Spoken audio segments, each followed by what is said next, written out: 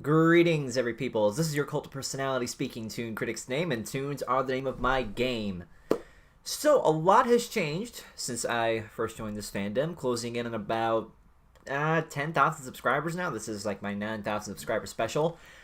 I never would have guessed that becoming a brony and reviewing Friendship is Magic would be the key to reaching a wider audience and helping me find some of the greatest friends that I can ever ask for. Even after reviewing the show, I knew that wasn't going to be enough. I needed to make my debut in a bigger way, and I did so in my collab with Voice of Reason and Past Analysis on Equestria Girls, A Balanced Perspective. Since then, I've collabed with all sorts of people in this community, from the ones with barely any subscribers to the higher-ups to the big ones, a who's who, pretty much, of all the brony reviewers.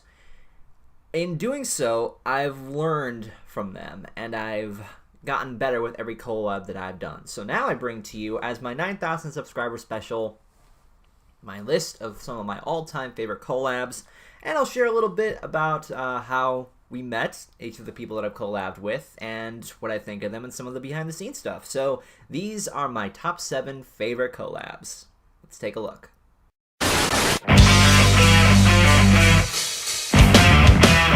Look at my eyes, what do you see? The cult of personality.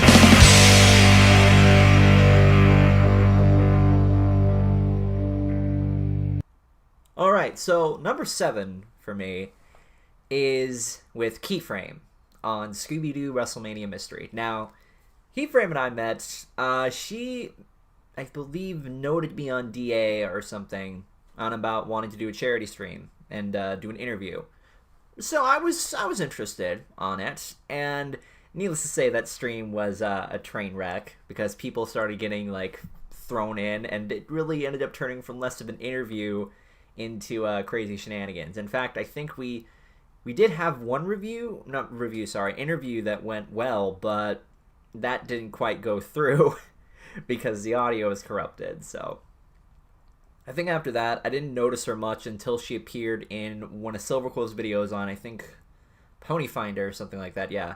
And I heard she was coming to Wizard World Chicago, so we started talking more after that. And then I added her to my group, which I like to call the clan, which is my clan, which is full of some of the best people that I know. And I think it was there, actually, I decided to contact her more about working together. And this was, if I'm correct, the first collab that we did. And needless to say, this one was fun.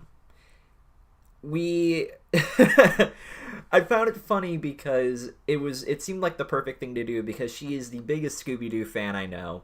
And since I'm a big wrestling fan, it would be a nice way to bring those things together. And I still don't like that movie. But the collab we did, how we experimented off of one another, she has a good style that I can bounce off of. I think we have a lot of chemistry in the terms of, I guess, jokes and puns and whatnot. She is a bright young soul. She brings a lot of energy to the table. She brings a lot of good things. She can get really in-depth. And she is just as talented at reviewing as she is with art. Art is one of the best things that she does, and it's really cool to see how all that comes together. She's been in many collabs. She and I have worked together a lot, and that's because I really do like working with her. But she's at number 7 because for this, I want to focus on just the first time that we met, and that was special enough, I think. The collab itself, it's a bit long, but I think people really enjoy it because I get to rage a little bit, and since then we teamed up on a roundtable review of Steven Universe, and then we did 2 more Scooby-Doo movies, and we're more than likely going to do Scooby-Doo on Zombie Island as promised, so be on the lookout for that. She is definitely a lot of fun, and if you guys haven't subscribed to her, why haven't you? I think it's cool that she's gotten a lot of success off of A&Y and Silver. She deserves it, I think. There were some people who jumped on her saying, "Oh, you don't deserve this, you're riding off the coattails," and I knew how that felt, because that happened to me. And especially with the situation that happened with her, the whole hashtag save keyframe thing. Yeah, I was there for most of that, and I've been there for her.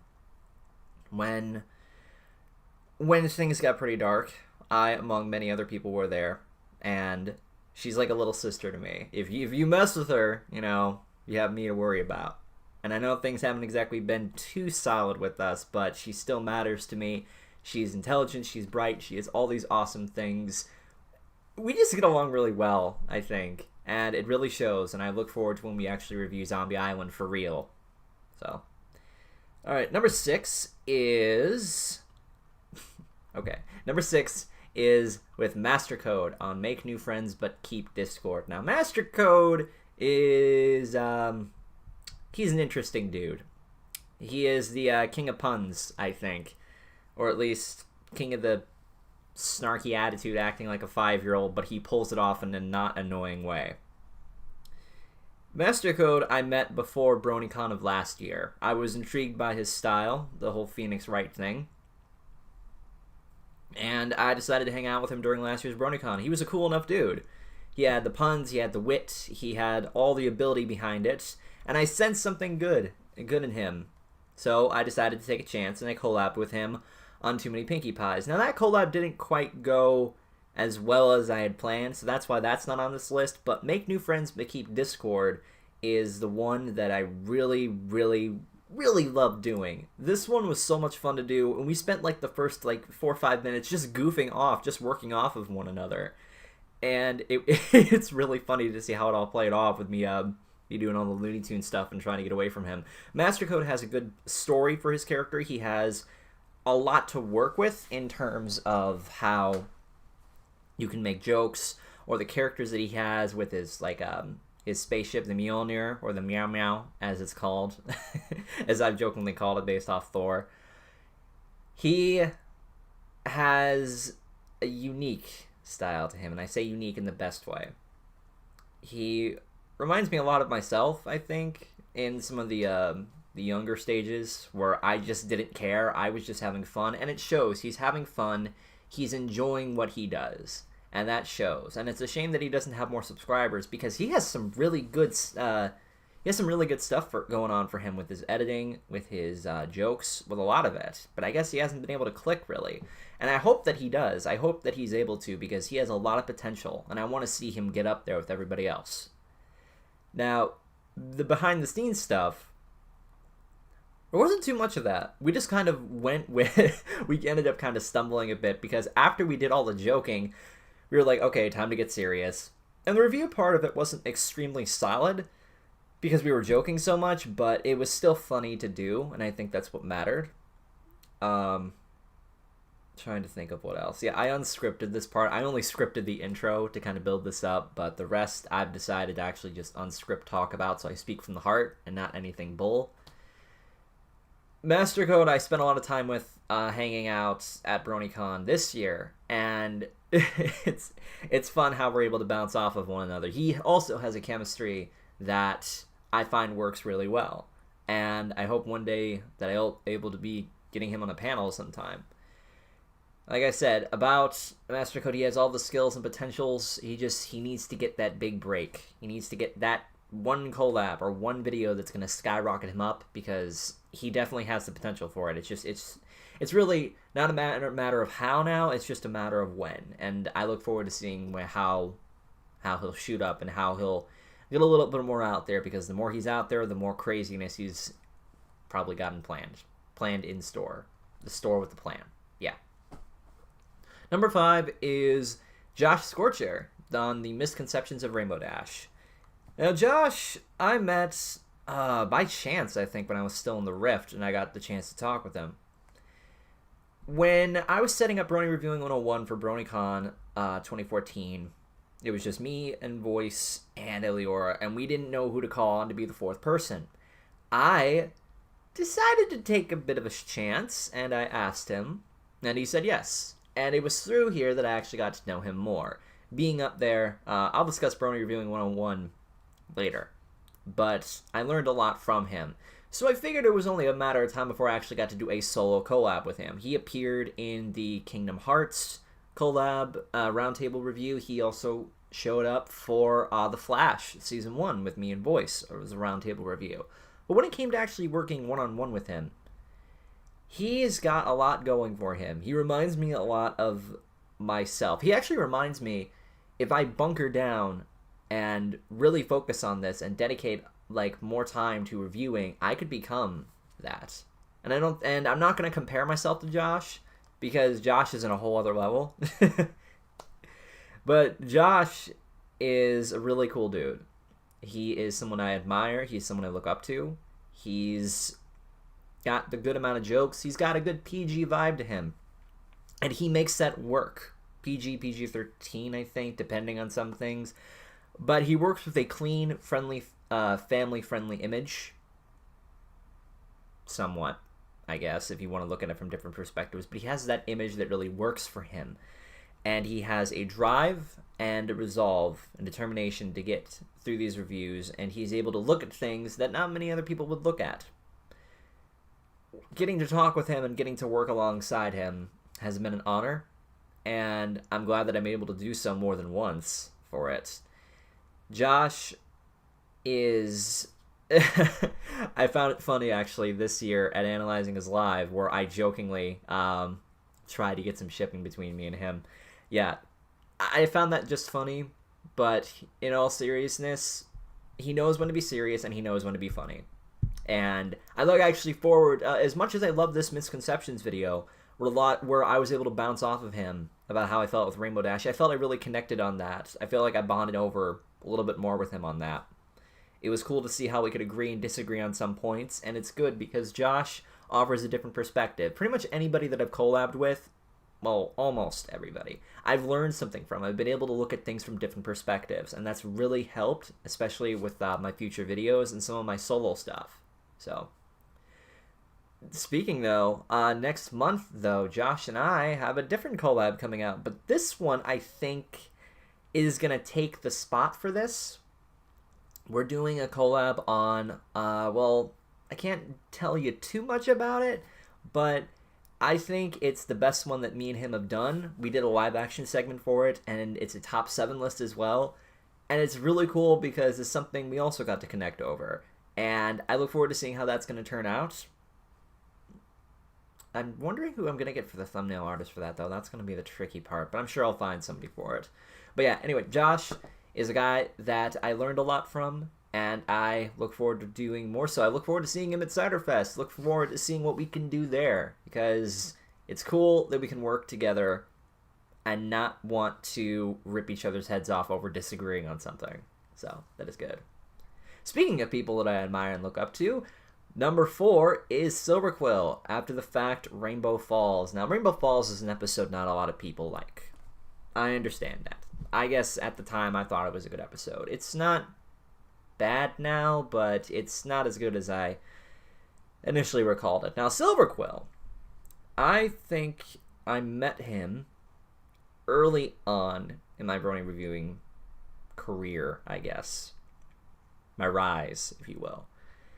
He was a guy that came out of nowhere, and everybody was talking about him, and everybody's saying, oh, this guy's so good, he's the hottest new thing, and I'm like, well, might be worth taking a chance, because I see that the people he collabed with were actually working out really well for him.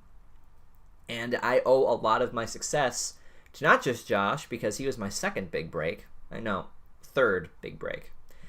Silverquill was my first big break. When I collabed with him, when I teamed up with him, the behind-the-scenes process was not as interactive as I thought it was going to be. He sent me a script, he asked me to fill some stuff out, and we went from there. That was the first time that we worked together. I'm looking forward to the second time when we do. I can't say anything on that, but the funny thing is that Silver was, he came out of nowhere, and now he's, right up there with all, the higher-up elites, if you will. I don't want to call them the popular people or the popular kids, because it's not how it works. See, when I look at Silver is a guy that I can also learn a lot from, because he's wiser, he's more mature about this, he understands a lot of the show, and it's not just the show. He has what's the word I'm looking for? He has more in-depth knowledge of stuff other than ponies, and he's also able to dive a little bit on the philosophical parts. He's able to draw in more things to make the review more entertaining. And it works too. He has a gimmick and a personality that just really works. And it was so cool to actually get to work with him. And getting to just hang out with him in general, he's a really chill guy to work with and chat with and just be around. He has this like witty trollish sort of personality to him, and it shows. He knows what to do at the right points. He is crafty and skilled enough. Like, only Silver could pull off doing a panel on OCs and end up arguing with himself on one of the video parts of it. I found that to be pretty cool. So, with Silver, I learned to step up my game. I learned that I can do more than just straight reviewing. I can add and do all sorts of amazing things and all sorts of fun things that I had not thought of before. And it's because of him that I got that big break where I could pursue more things and I could start rising up further. And I was really glad that I was able to do so with him.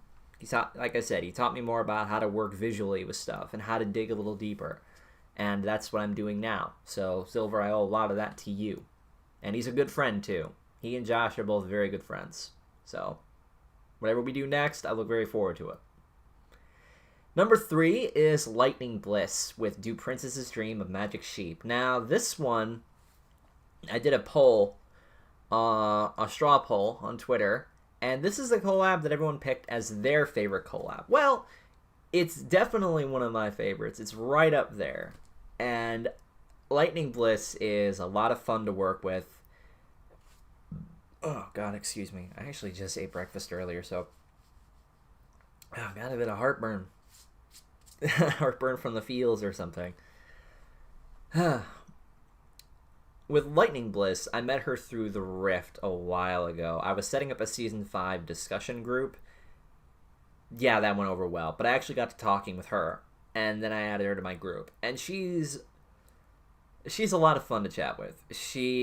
I love teasing and messing with her, but in all seriousness, she brings a lot to the table with her animation and her skills. And it was only a matter of time, I thought, before we'd actually end up collabing. Now, the behind-the-scenes process about that. We loaded up on the jokes. This is after I had taken a break from collabing. I had taken a break from just doing the collabs in general because I needed a break. But with Bliss, she was the one that I dived right back into it, and it felt like nothing had changed.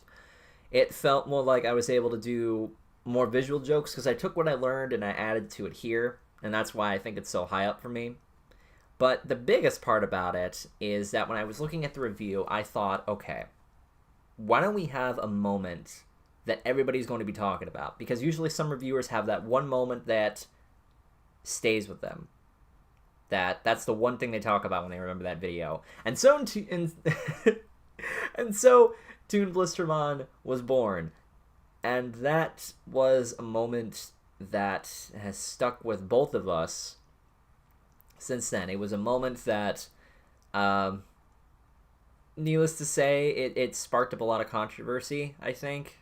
I got a lot of it on my end, just like, oh my god, a red and black Alicorn OC, how dare you do this? Oh, ooh, the two Mary Sue, Gary Stu OCs are teaming up. Nah, nah. Well, I think it was only about time. But the thing about me and Lightning Bliss is that we've taken the whole, red and black and Alicorn OC, we put them together, but we also at the same time kind of broke down those stereotypes. Because I enjoy being red and black, as you see here. I enjoy that. I enjoy what I do. I enjoy no, let me start that over. I enjoy who I am. I enjoy being that red and black OC that everybody seems to have a problem with. The character that I play, it's an exaggeration of myself. I should probably state that, but I'll get to that in a minute. Toon Blistermon was my idea. And no, Bliss does not like Digimon. It was my idea to Digifuse. I thought it'd be funny. I was not a Dragon Ball fan, so I would not have chosen to do... I would not have chosen to do the fusion dance, because it's not my thing.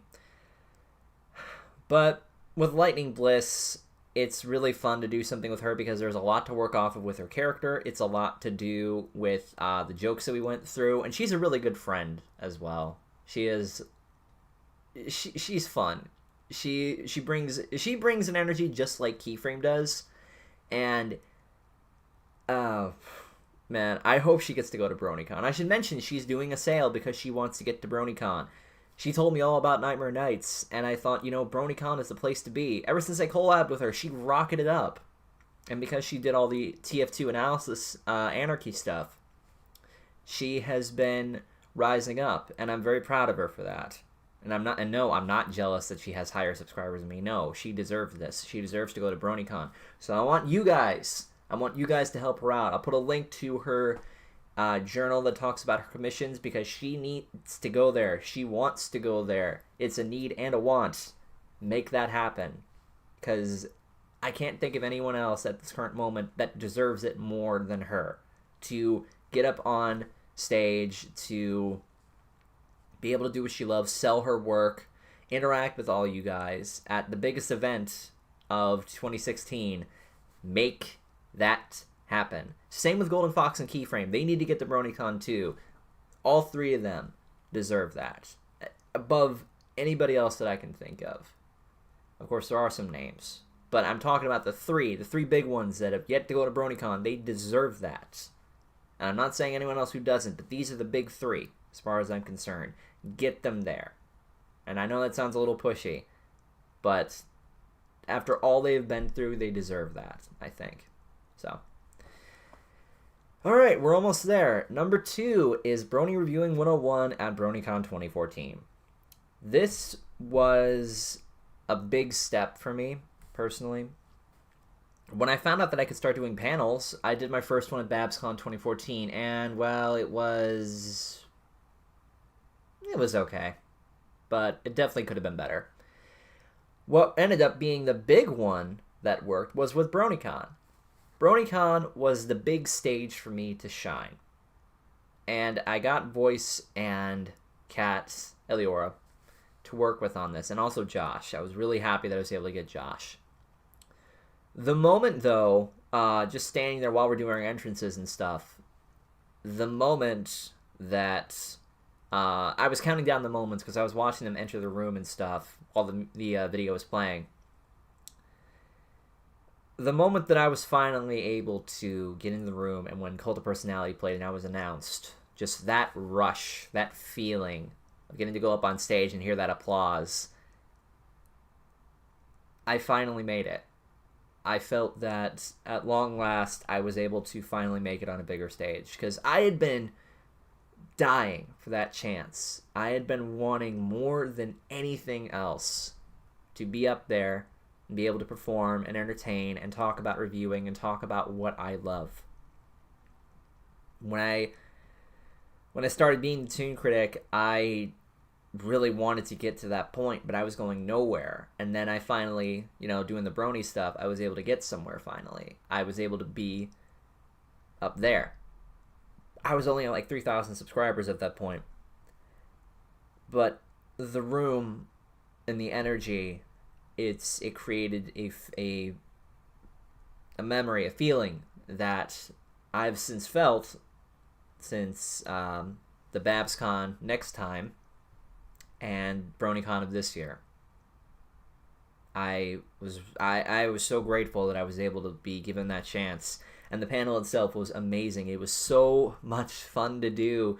We had so many great moments. Toon Yora becoming canon. Me inadvertently talking crap about Digi and Tommy, not knowing they were in there. Just the chemistry that all four of us had. It's, to this day, the best panel that I've ever done. And Comedy Through Critique at this year's was so much fun to do. It's a tie, honestly, between those two, but I have to pick Brony Reviewing 101 because this was my biggest chance to get up on stage, to shine, to perform, to do all of that. It was there where I finally felt where I belong. It was there after the panel. I was so happy about it. I was so giddy. I was so glad that I had made it. I was happy that I got the chance to do my very first panel at BabsCon, but BronyCon was the one where I felt like this is it. And I cannot drive that point in more enough. It's one of the good memories that I have. It's one of those memories that makes me proud more than anything to be who I am, to do what I do, and yeah. God, it got me a little emotional on that. Yeah, that's number 2. So, before we get to number 1, I want to give some honorable mentions. Eliora on Pinky Apple Pie. That one was a lot of fun to do. I think that's how we got closer. My involvement in the TF2 project, which I know some people think that's how I actually am. It's an exaggeration. It's a character that I play. I really can't play TF2 that very well, but Left 4 Dead I seem to do pretty good at. It's still just something fun that I enjoy doing. Dr. Wolf on Arrogance in MLP. Dr. Wolf, I wanted to put Dr. Wolf on this list in some shape or form because Dr. Wolf has taught me a lot about myself. Dr. Wolf has helped me with a lot of my depression and emotional problems, and I owe a lot of my success to him as well because he was the very first official collab that I was ever able to do. And he inspired me in a lot of ways to do things differently. He has been there for me when I went to him for help. He has helped shape my work. He has been able to push me and get my drive back to do what I love. And if it weren't for him, I don't think I'd be here where I am now. I wouldn't have pushed more and not given up. So I owe a lot of that to you, Doc. Anything else? Oh yeah, Ty and Daga and Cam Goes Pony. Those two were another two that I really enjoyed doing. So now we come to number 1. Golden Fox on Super Speedy Cider Squeezy 6000. Golden Fox I met long before I became a Brony reviewer. I met him and we did a review of Cars 2 together. And he was a fun dude to work with. He was cool, he was calm, collected, he had all the things that I admired at that time. And then we got to work, well, actually I found out he was doing Brony stuff, so I figured, why not? I could do that too. And it's with him that I was able to bring out a new look, new vectors, new design, all of this stuff. I was able to find what I was looking for, I think, at that time. I didn't really have an official intro or anything, but it's here that I got a real big boost to where I wanted to go. I think it was where I started getting set in the right direction. Even though we did a collab prior with Pinky Pride with Nikki V, which was still a lot of fun to do, this is the one that I remember most, and this is the one I look at most fondly when I talk about people that I've collabed with. Super Speedy, the way we did this is that he hated the episode, but I was more balanced. I was more fair on it. And the way that we did that, the way that we worked together on it, we looked at it from different perspectives, and I noticed that Fox talks about it so fondly. He talks about, like, the whole, all is fair in love and war, it's like it's chop shop time, and all this other fun stuff that we did. All of those great little moments, Tranquilizer, the ending bit where we talked, Sirius, I think, when I was able to help him. It was through that I was able to connect more to him. And he taught me a lot of things, that it's okay to be serious, it's okay to have fun, you can do whatever you want, you're okay to have a different opinion. I did not like all the hate that he was getting for having a different opinion, and I think it was through him that I got the idea, you can have whatever opinion you want. It's not the end of the world if you don't like something or dislike something. I don't like most of the criticism that he got, but he powered through that. He didn't give up. And the collab that we have lined up next is going to be a lot of fun too. It's on a season 5 episode, and I can't say anything on that, but it'll be coming out, and he showed me some bits from it, and it's going to be a lot of fun to do. But Fox is a brilliant mix of seriousness and funniness in his own little way, and he plays it off really well. He was one of my idols, and he still is one of my closest friends in this Brony community.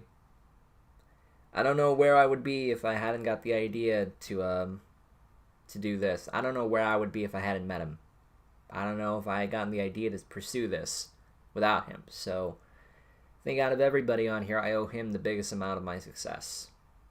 He taught me a lot of things. He is really chill dude, really cool dude to chill out with. Cool, chill guy to cool out with, whatever you mean. And yeah, you know what? I realized something. I'm going to stitch this in real quick. I forgot to talk about Voice of Reason. Oh my god, how did I forget to talk about Voice of Reason? The guy that gave me my first big collab shot, along with Dr. Wolf. My god, how did I forget this guy? Voice is a swell dude. He is one of my best friends, one of the longest people that I've known in this community. He has pushed me to do a lot better on my work. He's been really fun to collab with. We've always had good conversations, whether it's we're talking about wrestling or Power Rangers or movies or all this other good stuff. We always have something good to chat with, and I consider him one of my best friends in this community. One of the longest people that I've known, one of the coolest, one of the smartest. This guy has a lot going for him. It has been an honor working alongside you, sir, and I cannot wait till when we do again, because as much as I love balanced perspective, I feel that the next collab we do is going to be even better. So keep that in mind for next time when that happens. I think that brings us to the end. I'm almost at 10,000 subscribers. I didn't think I would get this far, but if I don't owe them enough of my success, I owe you guys a lot of that success. I owe you guys more than I can ask for. This has been one amazing journey, and 2016 promises to push up even higher. You guys are amazing. The people on this list that I've worked with, I can't thank you enough, because I've learned so much from all of you. I've learned how to be better at what I do, in a sense. I've learned to improve. I've learned to take what I have and make it better. I've learned how to be humble and modest with what I do. I've learned how to embrace the whole cult of personality thing. Because to me, the cult of personality is not just a nickname. It's who I am. When I collab with people, I want to bring out the best in them the same way they want to bring out the best in me. And admit, there's been 1 or 2 collabs in the past that haven't worked, but I have a 95% success rate. And when it comes to collabing with people, when I looked at Lightning Bliss and Tyandaga, I took a chance with them and I wanted to improve on them and I wanted to make them good. Through what I've learned, I've become better. I've gotten up to the top. Well, near the top at least. At a suitable spot, I guess. To borrow a phrase, sitting at the cool kids table. But just because I do that does not mean that I don't care about the people that are still looking for success, the people that are struggling to find it. I want to help in any way I can with them. I want to show that, again, some Chicago dude like me can make it this far through perseverance, hard work, determination, resolve, and all of that. Who's worked with the best, who's learned from the best. If anybody can do it, if I can do it, it's possible. I think, to quote somebody, do something that'll make your... No, that was a different quote.